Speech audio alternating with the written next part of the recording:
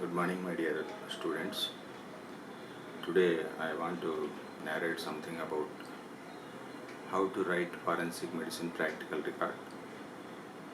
First of all, I want to narrate about how to write post-mortem examination report. Any medico-legal report consists three parts: subheadings, preamble, observations. Third one is opinion. Based on observations, we are giving valuable medico-legal opinion. Very, very important. Any content we have to divide into subheadings. First subheading is preamble. In preamble, we are making note on from whom we received requisition received from either from police or magistrate. If it is police, mention it is station house officer of so and so police station. Or in case of murder, 302 IPC.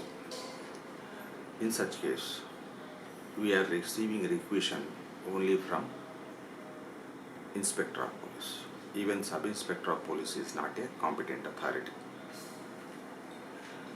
Then, in case of dowry death or exhumation or police firing, we are receiving requisition from magistrate, executive magistrate or judicial magistrate. In case of police firing, we need requisition from judicial magistrate. In case of dowry death, exhumation or custodial death, executive magistrate is sufficient. Okay. First, in preamble, we have to mention our reference number, medico-legal case number or post-mortem examination number, that is 23/2024. That is example. It corresponds to the year and serial number in that particular year. Every year we are making a fresh number to our particular department. Next, we are referring a crime number also, from whom we are received requisition. A copy of FIR and copy of Panchanama also we are receiving while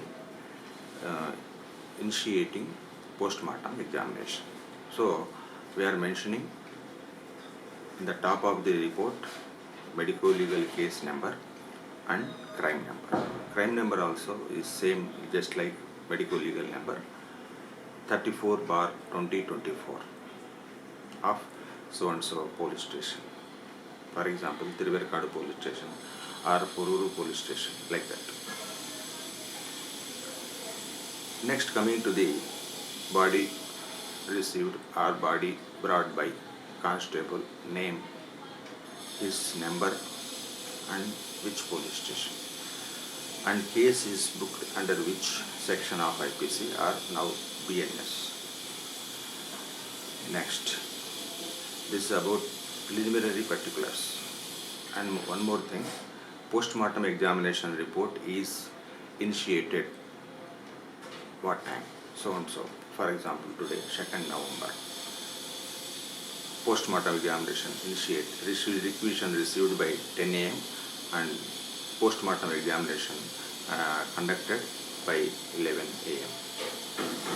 11 a.m. minimum 2 hours we have to spend on each post-mortem examination. So conclusion of post-mortem examination we have to mention by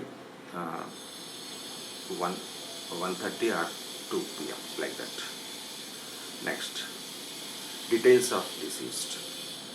With known deceased, mention the name, age, sex. There is no secrecy here. We have to mention the name of the deceased. Next, identification marks. Then condition of the clothes. We have to mention in external appearance. In external appearance, we have to mention about what is the condition of the deceased. a male body or female body found naked on the table or clothed. What are the clothes? What is the condition of the clothes? Are they intact or damaged or torn? Is there any stains over the clothes and body? These things you have to mention on external appearance. In external appearance, we have to mention about any uh, turmeric paste or any material related to the rituals or crime scene. We have to mention. Mainly, we have to concentrate on body is what is the build of the body and nourishment. Moderately nourished, moderately built, like that. You have to comment on freshness or putrefaction stage of the body. If it is cold preserved, in case of hospital death, bodies are preserved in cold storage. In such case, I have to mention body was preserved in cold storage and fresh, no signs of decomposition. In case of spot death, body might have shown some of the features of decomposition, just like oozing of post-mortem purge fluid, post-mortem bleps, or slippage of epidermis. Sometimes body is bloated, or advanced features of decomposition. Like that you can mention. Comment on distribution of hypostasis, where it is present. Is it limited to the back of the body or lower limbs or any dependent area? It indicates the position of the body. Then rigor mortis. Rigor mortis is described where it is present, where it is absent, where it is appreciated or not appreciated, like that. It indicates time since death. Next, antemortem external wounds. Antemortem external wounds can be described in a systematic way, covering all the parts and surfaces of the body. For example, head and neck, thorax and abdomen, front and back, and 4 limbs, front and back aspects of the limbs. So that including genitalia, we have to mention what are the antemortem external wounds. For example, any artifacts like ant bite marks, these are all artifacts created by ants or any other insects or animals after death. We have to mention in external appearance. Animal gnawing marks are present over right upper limb, like that. The post-mortem wounds we can explain in external appearance itself. Antemortem wounds are showing vital reaction, whereas post-mortem artifacts won't show any vital reactions, so that you can discriminate antemortem nature and post-mortem nature. Coming to the antemortem external wounds, for example, electrocution. A person found near an electric pole with joule burn over his left palm and contact burns over palmar surface of 4 fingers except thumb. The size, shape, location of the wound, all those things we have to describe in point wise in antemortem external wounds.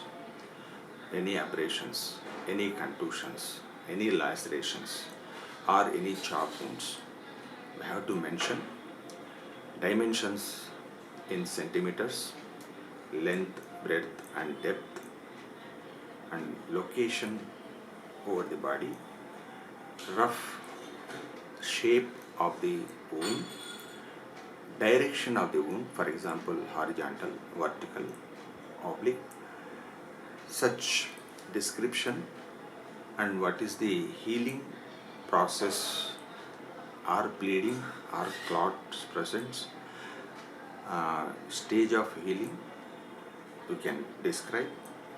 All these things we can explain in antemortem external wounds. What is the, if you mention the name itself, it indicates the quality of the wound. For example, you need not to mention separately margins are sharp or irregular, like that. By mentioning the name of the wound itself, it indicates it is an incised wound or laceration wound or contusion, like that. For contusion, I have to mention the color, and 2 dimensions is sufficient. In case of abrasion, I have to mention the direction of the abrasion also. So you better give all the wounds numbering 1, 2, 3, 4, 5. Next, antemortem internal wounds. For example, some wounds are corresponding to the external wounds. In such case, you can mention wide wounds in corresponding area.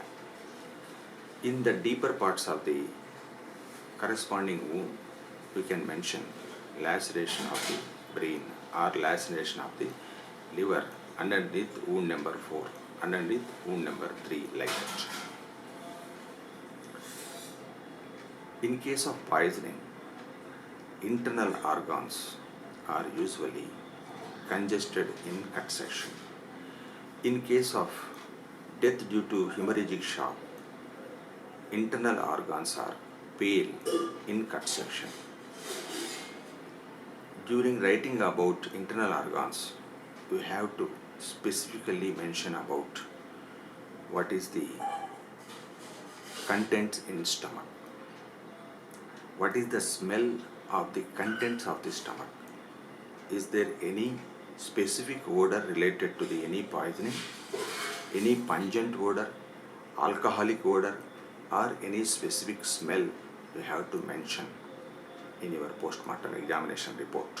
For example, garlicky odor in phosphorus poisoning, kerosene odor in organophosphates poison.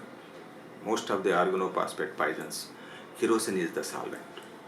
And you can mention about partially digested food material is present in the stomach without any specific smell. That is in non-poisonous conditions. This is about internal organs. In case of asphyxial deaths, in asphyxial deaths, all internal organs are congested.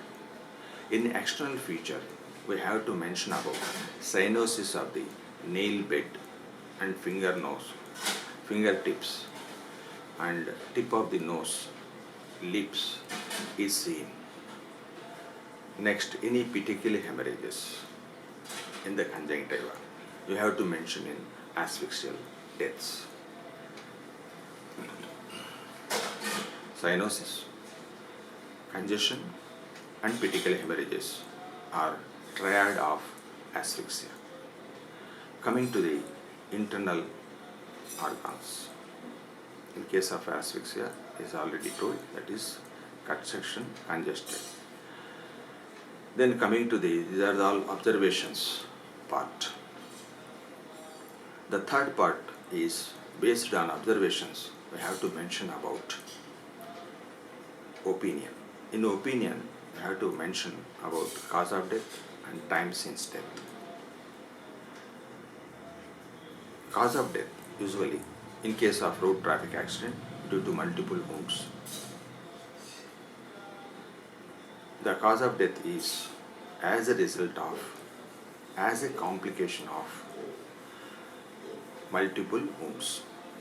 Or if you are to very particular about a particular wound, you can mention like that: a deceased died as a result of laceration of brain, or a chop wound over head, or a chop wound over chest, like that you can mention, or wound number, a particular wound number that you have mentioned in antemortem external wound. Okay. Next, time of death. In case of hospital death, you need not to worry about mentioning about time of death. Just mention patient deceased died in the hospital while receiving treatment from the hospital. So that indicates hospital record shows what is the exact time of death. In case of spot death, according to the post-mortem changes or decomposition changes, putrefaction changes, we can mention about deceased died 6 to 12 hours prior to post-mortem examination, or 12 to 24 hours prior to post-mortem examination, 24 to 48 hours prior to post-mortem examination. Sometimes in advanced features of putrefaction, we can say that patient deceased died 5 to 10 days or 1 week to 2 weeks prior to post-mortem examination. In highly decomposed or pultaceous mass or skeletonized body, we can say that prior to few months, like that you can give a opinion. This is about how to write post-mortem examination. Student has to develop some creativity. Day to day we are hearing about the so many varieties of unnatural deaths. For example, so many varieties of road traffic accidents, pedestrian and car, biker and car, lorry and bus, bus head-on collision. In such scenarios, passengers are dying in so many methods. Anyhow, according to the incident, the injuries will be sustained. Primary impact injuries, secondary impact injuries, or secondary injuries. Student has such a scientific creativity so that they can imagine the sustaining wounds due to either blunt force or rough surfaced road in road traffic accidents, so that they can describe in their post-mortem examination report rather than mere copying from senior's record.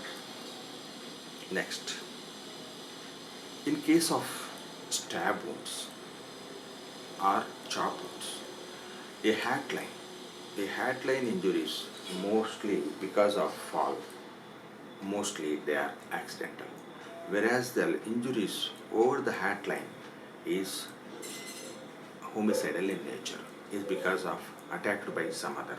Injuries over the vault, usually they are homicidal in nature. Such discrimination student has to observe. Chop wounds because of heavy cutting-edged weapon. Chop wounds are deep, gaping wounds by heavy, sharp-edged weapon. Over the vault is mostly especially multiple deep chop wounds are homicidal in nature. Whereas self-harm, cutting, 1 or 2 deep wounds only, by that time he will become unconscious. In self-cutthroat injuries, you can find hesitation cuts either in the beginning or at the end. Direction is accessible to the deceased. Deceased body is found especially in his private room in front of the mirror. Usually clothes are not damaged and deep wounds are only one or two. The injuries are only accessible part. Hesitation cuts and direction also accessible. So based on these features, we can say that it is self-harm.